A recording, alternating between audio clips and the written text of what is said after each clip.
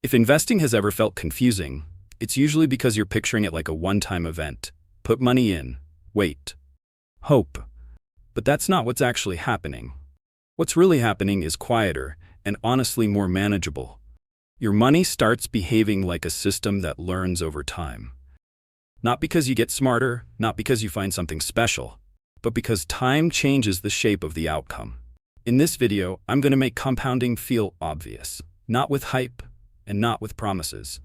Just with a few simple pictures you can hold in your head so you can finally understand why small, boring consistency often beats dramatic effort.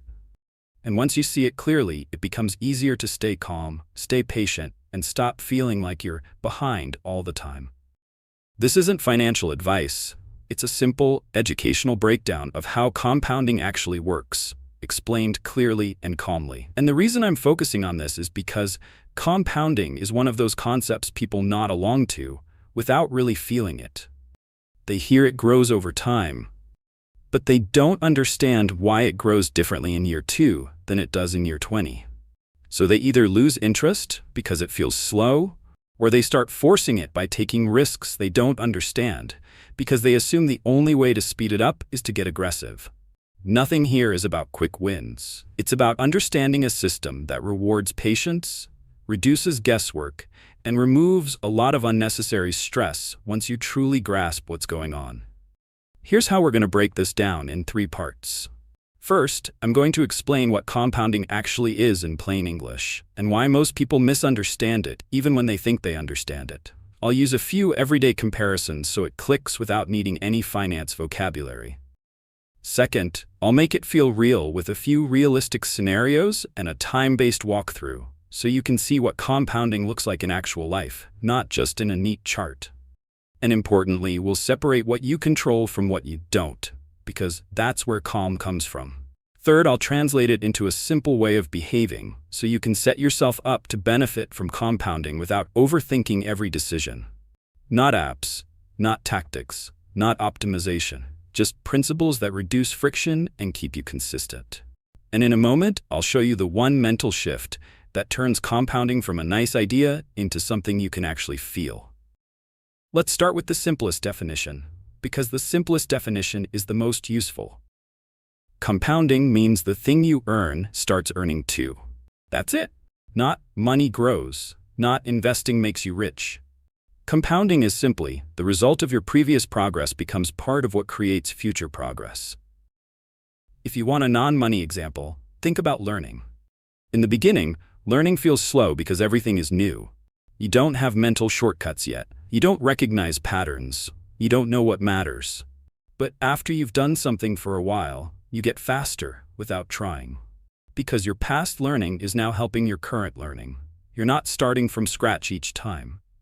Your progress starts to stack. Compounding in money is the same shape. In the beginning, the growth part feels small. That's why people dismiss it. They look at the early stage and assume the whole journey looks like that. And that assumption quietly ruins everything. Because compounding doesn't grow like a straight line, it grows like a curve. Here's the easiest way to picture that curve. Imagine you're pushing a heavy shopping trolley across a car park. At the start, it feels stubborn. The wheels resist. The trolley barely moves. You're doing work, but it doesn't look impressive. Then after a few seconds, it starts rolling.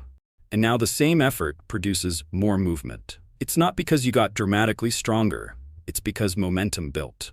Compounding has the same momentum feeling. Early on, your contributions matter more than your growth. Later on, your growth can start to matter as much as your contributions, sometimes more. Not as a promise, but as a structural reality of how multiplication works over time. Now, here's where most people go wrong. They hear the thing you earn starts earning too, and they assume that means I need to earn a lot first. So they treat compounding like it's reserved for people with big salaries, big starting balances, or big knowledge. But compounding doesn't require you to start big. It requires you to start early enough that time can do its job, and consistent enough that the system has something to compound. And in a moment, I'll show you why time is the real engine here, not talent. Let's make this concrete without getting complicated. There are basically 2 types of progress happening when someone invests steadily. One is additive progress. That's when you add new money. The other is multiplicative progress. That's when the money already there can grow even if you add nothing new. In the early years, additive progress dominates. It feels like nothing's happening unless I put more in. And that's true at the start because the base is small, but over time, the base gets bigger. And now, multiplicative progress starts to show up more clearly because multiplication needs a bigger number to multiply. This is why compounding is often described as slow, then fast. Not because anything magical changes at a specific moment, but because the base number becomes large enough that the same kind of growth creates a visibly larger result. It's like planting a tree. For a long time it looks like nothing. You water it, you protect it, it's still small. And then one day you look at it and realize it's become real. It has presence, it casts shade, it changes the space around it. The tree didn't suddenly decide to grow. It grew the whole time. You just didn't notice because early growth is subtle. Money compounding is subtle in the same way, and the subtlety is what makes people abandon it. So let's talk about the emotional trap. When something is subtle, your brain doesn't reward you. There's no win feeling. There's no proof. There's no dramatic change. And if you don't feel rewarded, you start searching for something that feels rewarding. That's when people start chasing. They jump strategies. They switch plans. They try to speed it up. But compounding is not impressed by excitement. Compounding rewards patience, not patience as a personality trait. Patience as a structure, a system you don't constantly interrupt, because interruptions matter more than people think. Here's a simple truth that sounds obvious, but most people don't act like it's true. Compounding needs continuity. If you constantly stop and start, you keep resetting the momentum. You keep turning a curve into a broken line. And in a moment, I'll show you what continuity looks like in real life, because it's simpler than most people imagine. Now, one more key misunderstanding. People often think compounding is just growth, like it's purely about investment returns. But compounding is actually the combination of two things working together over time: steady input and time-based growth on what has already been built. If you only rely on growth without steady input, you usually need a large starting base to feel it. If you only rely on input without growth, you can still build, but it's slower and more linear. The power is when both are present over long periods. Not because that guarantees anything, but because it maximizes the chance that the curve actually has room to appear. Now I want to give you two mental models that make this feel intuitive. The first is the snowball model, but with a twist. Most people picture a snowball rolling downhill and getting bigger. That's fine. But it misses the main point. The real point is not that it gets bigger. The real point is that it picks up more snow per rotation as it grows. A tiny snowball can roll and pick up almost nothing. A bigger snowball picks up more each turn, even if the hill is the same. That's why time matters so much. Time is the number of rotations, and consistency is what keeps it rolling long enough to become the kind of snowball that actually picks up meaningful snow. The second mental model is the flywheel. A flywheel is a heavy wheel used in machines. It's hard to start. You push and it barely moves. You push again, still slow. But each push adds a bit of energy, and eventually it starts spinning smoothly. Once it's spinning, you don't need to push as hard to keep it going. It has stored energy. It has momentum. Compounding behaves like a flywheel. Early contributions feel like they're doing nothing, because you're still building momentum. Later contributions feel more powerful because the wheel is already spinning. Now notice something important. Neither of these mental models requires drama. Neither requires perfect timing. Neither requires you to beat anything. They require steady motion. And that's the calm message underneath compounding. The job is not to be clever. The job is to stay in motion. In a moment, I'll show you a time-based illustration that makes the curve undeniable without using performance promises or pretending we can predict the future. But before we do that, there's one last piece of the core concept that you should hold on to, because it changes how you think about progress. Compounding is not a daily feeling. It's a time-lapse effect. If you check it too often, you'll miss it. If you constantly measure it, you'll feel disappointed. It's like looking at a wall being painted, by watching a single brushstroke and judging the whole wall. You're too close to see the transformation. The people who benefit from compounding are often not the people who love finance. They're the people who build a system that runs quietly, and then they leave it alone long enough to work. And now, let's make it feel real. Let's do this in a way that actually matches real life. I'm going to give you 3 beginner realistic scenarios, and then we'll walk through time in a way you can picture. No fantasy numbers, no percent promises, just structure. Scenario 1 is the most common. You're working. You can save a modest amount regularly, not life-changing, but something. At the start, you put money aside and it feels pointless. You look at the total and think, that's it, because you're comparing a small number to a big life goal. This is the first, what people assume versus what's actually happening contrast. People assume the purpose of the early stage is to make visible progress.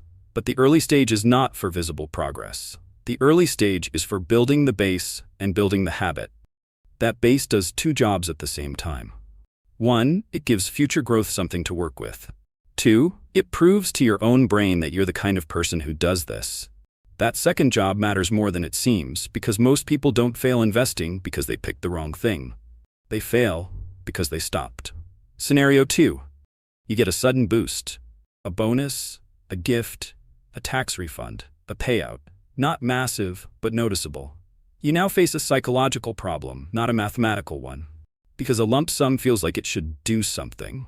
It feels like it should change your life quickly. And when it doesn't, you feel disappointed, and disappointment makes people take unnecessary risks. Here's the contrast. People assume a lump sum is about speed. What's actually happening is, it's about giving the system a bigger starting base, so the compounding curve has a better chance to show up later. A lump sum is not a movie scene, it's just extra weight added to the flywheel. Scenario 3, you start late or you feel late. Not in a literal age sense, but emotionally. You feel behind compared to friends, social media, or some imaginary normal timeline. This scenario triggers the most destructive behavior, rushing. And rushing usually shows up as complexity. Because when people want to speed things up, they add moving parts. They turn a simple plan into a complicated plan. They try to control what cannot be controlled, and the stress becomes the reason they stop. Here's the contrast. People assume starting late means you need a clever strategy. What's actually happening is, if you feel behind, the best move is usually to remove friction so you can stay consistent. Because the most powerful variable you control is not perfect decision-making. It's continuity over time. Now let's do the time-based illustration. Imagine 2 people. Person A starts now, and they add a modest amount regularly. Person B waits, not because they're lazy, but because they want to learn more first, or because they're waiting for the right moment, or because they want to feel more confident. Person B is doing what feels rational. But what feels rational is not always what helps. Because the difference between these 2 people is not intelligence. It's time in the market of life. It's the number of years their system is allowed to run. Now, notice what happens early. In the first year or 2, Person A doesn't feel much. It looks boring. Person B looks at Person A and thinks, that doesn't seem worth it. This is where most people quit. Because early compounding is quiet. But the quietness is not a flaw. It's simply the nature of the curve. Over time, Person A's base grows from 2 sources at once, from their repeated contributions and from whatever growth happens along the way. And even if growth is uneven, even if some years are good and some are bad, the core idea remains. A base that exists has the possibility to compound. A base that doesn't exist cannot. That's the part people miss. Waiting doesn't just delay results. Waiting delays the existence of a compounding base. And in a moment, I'll show you how to behave in a way that respects this reality without becoming obsessive. Let's bring in another mental model here, because it clarifies the why. Think of compounding like a quiet employee you hire. At first, this employee is junior. They don't produce much. You might even think they're useless, but they're learning. As time passes, they become more capable. They start producing more without needing your constant attention. The mistake people make is firing the employee in the early months because performance looks small, then rehiring them later and expecting senior-level output immediately. Compounding doesn't work like that. It rewards staying employed, staying invested, staying consistent. Now, one more assumption versus reality contrast that matters a lot. People assume compounding is something you get once you've made enough money. Reality is, compounding is something you access by not interrupting the process. That's why simple, repeatable systems beat intense bursts. Because bursts feel productive, but they don't create continuity. Here's what this looks like in real life. Someone starts investing, then they check it constantly. They get anxious when it goes down. They feel clever when it goes up. They start adjusting. They turn long-term behavior into short-term emotion. And the irony is, they're not being irresponsible, they're being human. But compounding doesn't care how you feel on a Tuesday. Compounding is indifferent. It's slow. It's cumulative. It's built on time-lapse, not headlines. So the proof here is not a guaranteed outcome. The proof is structural. If you build a base and keep it in motion, you give time something to work with. If you constantly stop, restart, and second-guess, you keep time from doing its job. And that's why the richest-looking part of compounding often happens late. Not because people suddenly discover something, but because their flywheel finally has weight. Now, before we move to the practical application, there's one more walkthrough I want you to hold in your mind, because it removes the final layer of confusion. Picture your investing journey as 3 phases. In phase 1, most of what you have is what you put in. You're building the base. In phase 2, what you put in still matters, but now growth begins to become noticeable. It's not dramatic, but it's there. In phase 3, if you've stayed consistent long enough, growth can begin to feel like it has its own momentum. Not every year, not predictably, but as an overall trend in what becomes possible when the base is larger. You don't need to obsess over where you are. You just need to understand that the early phase, being quiet, is normal. And in a moment, I'll show you how to design your behavior so you can survive the quiet phase calmly, because that's the real game. So how do you actually apply this understanding without turning it into a stressful hobby? You do 2 things. You reduce decision-making and you protect continuity. That's the whole setup. Compounding benefits the person who makes fewer emotional decisions. Not fewer decisions forever, fewer decisions day to day, because every extra decision is a chance to interrupt the flywheel. So your goal is to build a process that feels almost boring. First, you decide on a consistent contribution that fits your real life. Not the amount that sounds impressive, the amount that feels sustainable, even on a bad month. This matters more than it seems, because sustainability is what protects continuity. And continuity is what allows compounding to actually happen. Second, you treat that contribution like a default, not a debate. The trap people fall into is constantly renegotiating their plan with themselves. They turn consistency into a repeated willpower test. But compounding isn't impressed by willpower. It's impressed by frictionless systems. So instead of asking yourself, should I do it this month? You behave like it's simply what happens, and you reserve your mental energy for living your life. Third, you set your expectations correctly. If you start expecting the early stage to feel rewarding, you're setting a trap. The early stage often feels underwhelming. That is not a sign it isn't working. It's a sign you're still early. So you reframe what success means in the beginning. Success early is not growth. Success early is consistency. It's I did the thing again. It's I stayed in motion. It's I didn't interrupt the flywheel. Fourth, you stop treating short-term movement like feedback about your intelligence. If your balance goes up, you're not a genius.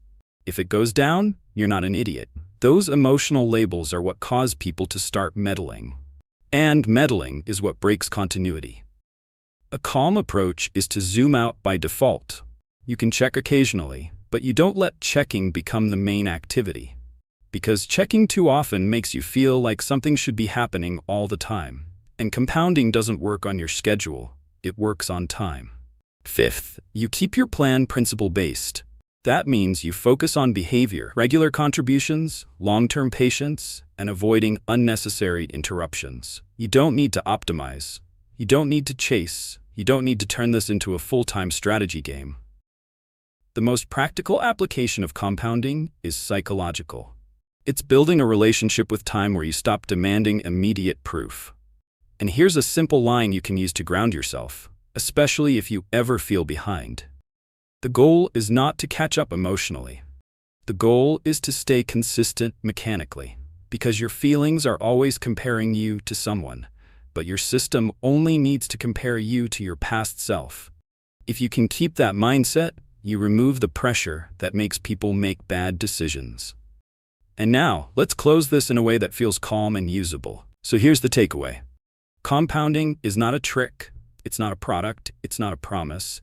It's simply what happens when progress is allowed to build on itself over time. Early on, it feels quiet because you're building the base. That's normal. That's expected. And the people who win, in the calmest sense of the word, are usually the people who don't let the quietness scare them away. You don't need to rush this. Understanding the system is more important than trying to time anything perfectly. If you can remember just 3 ideas, make them these. Compounding needs continuity. Continuity needs low friction, and low friction comes from fewer emotional decisions. If you want the next step after understanding compounding, the natural follow-on is what you actually do with that understanding. How to build something simple that you can stick with as a beginner without overthinking every part. That's what we'll cover in the next video.